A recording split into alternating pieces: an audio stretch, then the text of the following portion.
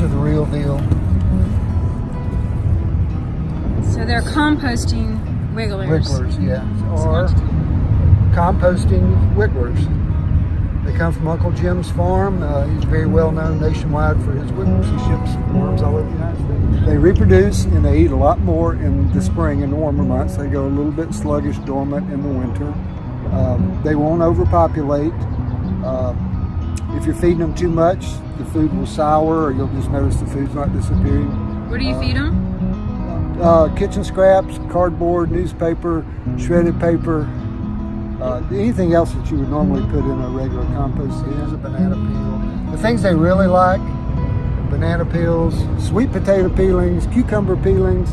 I don't recommend putting pieces of tomato in there because of all the tiny seeds.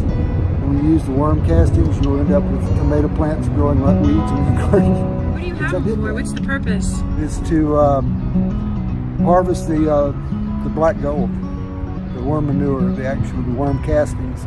Makes excellent fertilizer. It's almost a perfectly balanced fertilizer.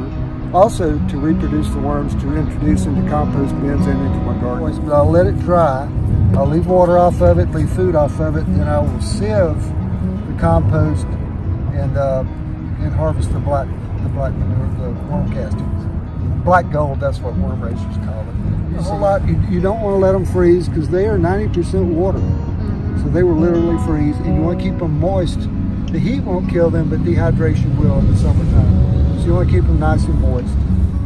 So you can start with a few and they'll reproduce. Now I don't see any. So David, what is this little? It's just a bead. It's nothing. What is it? No, that is a worm egg. There's probably 15 or 20 little small composting worms in there, and there will be more and more as it gets warmer.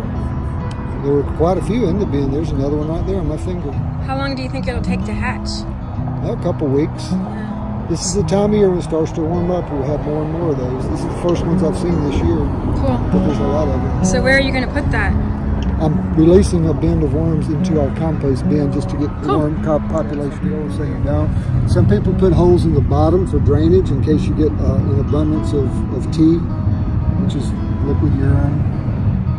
When you first put them in a new bin, you want to keep an eye on them because if they're always add a little bit of existing material to a new bin so they feel at home and they won't escape. When I first got mine, 2/3 of them escaped the first night I had them. They were in a new surrounding. It was kind of cold outside. And if you put light over them, they will go down. They don't like light. So when you're working with worms, you can always put light on them if you want them to go down. As in harvesting the compost, where you mound it up in sunlight and they'll go down, you scrape the top and pile it back up and do that again.